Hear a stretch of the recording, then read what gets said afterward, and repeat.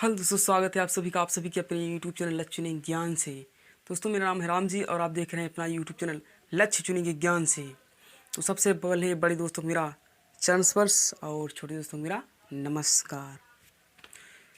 So without wasting time and without waste any person wish, let's begin to study.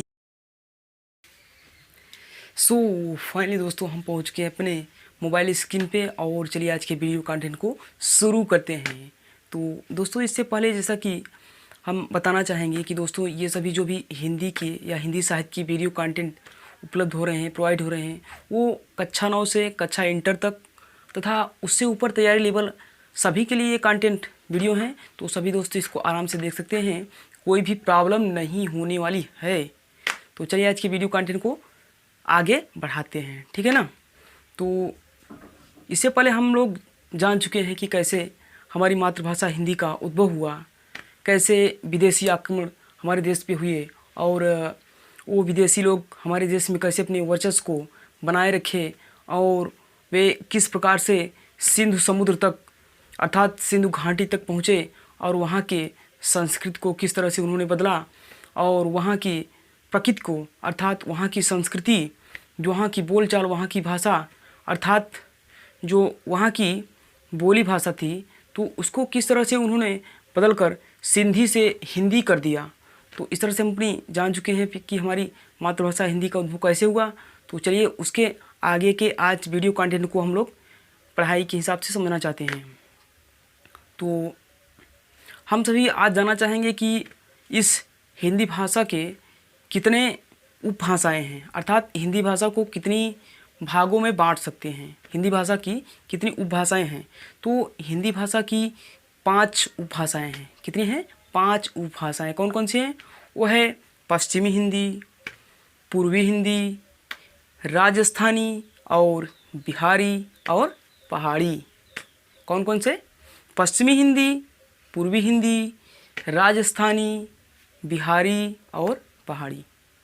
तो इन जो भी भाषाओं के उपभाषाएं हैं, तो जहाँ जहाँ ये उपभाषाएं पली बढ़ी तो उनसे और भी बोलियों का विकास हुआ। जैसे यहाँ पे देख सकते हैं, पश्चिमी हिंदी के अंतर्गत यहाँ पे ब्रज भाषा, खड़ी बोली और हरियाणी, बुंदेली, कनौजी इत्यादि बोलियों का विकास हुआ। इसी तरह से पूर्वी हिंदी में देखेंगे तो यहाँ पे अवधी, बघेली और छत्तीसगढ़ी भाषा का विकास हुआ।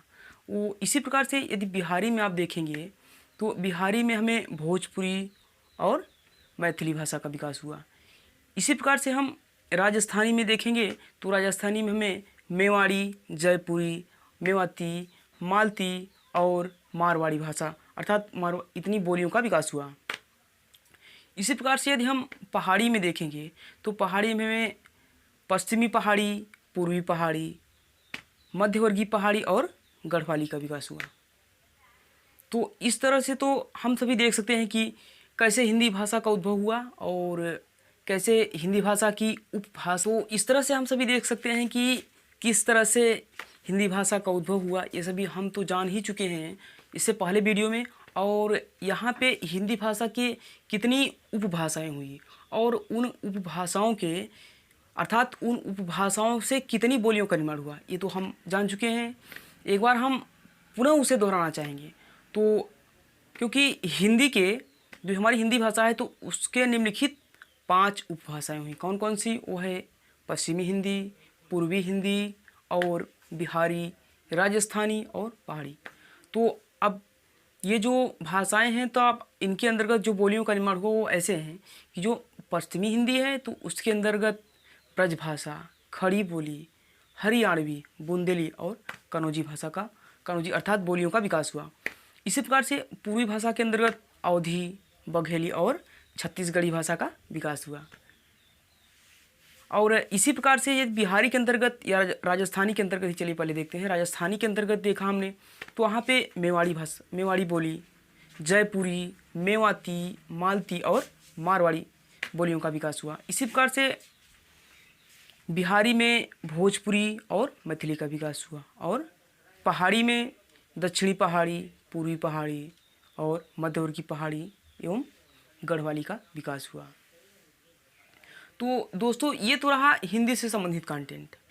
अब चलते हैं मतलब हिंदी भाषा से संबंधित, और अब हम चलते हैं अपनी खड़ी बोली के अंतर्गत। तो क्योंकि दोस्तों हमने जाना कि जो हमारी पश्चिमी हिंदी है, तो पश्चिमी हिंदी के अंतर्गत ही खड़ी बोली का भी विकास हुआ। क्योंकि देखा हमने जैसे पश्चिमी जो हिंदी है तो उसके अंतर्गत ब्रज भाषा, खड़ी बोली, हरियाणवी, बुंदेली और कनौजी का विकास हुआ। तो इसी प्रकार से वहाँ पे हमें देखने को मिलता है कि खड़ी बोली भी है। तो इस तरह से खड़ी बोली का भी विकास हुआ। जबकि यहाँ पे हमें पश्चिमी हिंदी, राजस्थानी, बिहारी, पूर्वी हिंदी और पहाड़ी को पूरी तरह से देखने को मिलता है। और जबकि वैज्ञानिक मान्यता के अनुसार यहाँ पे केवल दो उपभाषाओं को मान्यता मिली है। कौन कौन सी? वो हैं एक पश्चिमी हिंदी और एक पूर्वी हिंदी। अर्थात इन्हीं के अंतर्गत जो आने वाली उपबोलियाँ हैं, अर्थात जो बोलियाँ हैं, उन्हीं को लेकर हिंदी के अंतर्गत दर्शाया गया है कि इन्हीं से हिंदी का मतलब कि हिंदी को इतने भाषाओं के मेल से बनाया गया है।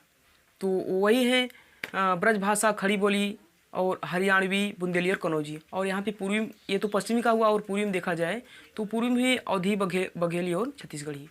तो इन्हीं से मतलब कि अब यहाँ पे मान लिया जाता है कि हिंदी का मतलब हिंदी को इतनी भाषाओं में बांट सकते हैं या इतने के मेल से हम हिंदी भाषा को बना सकते हैं। जबकि राजस्थानी, बिहारी और पहाड़ी को इसमें शामिल नहीं किया जाता है वैज्ञानिक मान्यता के अनुसार। ठीक है ना। और जबकि यदि हम यहाँ पे खड़ी बोली को देखें तो खड़ी बोली का मुख्यतः विकास यहाँ पे ब्रज भाषा और राजस्थानी भाषा से ही उद्भव माना जाता है। क्योंकि ब्रज भाषा का सूत्रपात 1400 ईस्वी के आसपास माना जाता है, जबकि राजस्थानी भाषा का 13वीं शताब्दी ईस्वी के आसपास माना जाता है। तो ठीक है दोस्तों, बस आज के वीडियो कंटेंट को यहीं तक रखते हैं। आज का वीडियो कंटेंट कैसा लगा हमें कमेंट करके ज़रूर बताइएगा। और इस वीडियो को यदि एक बार में समझ नहीं आए तो 2 बार 3 बार देख सकते हैं। तो कमेंट बॉक्स में ज़रूर बताइएगा आज का वीडियो कंटेंट कैसा लगा। और वीडियो अच्छा लगा हो तो वीडियो को लाइक करिए, शेयर करिए और अपने इस चैनल को सब्सक्राइब करना ना भूलें। थैंक्स दोस्तों।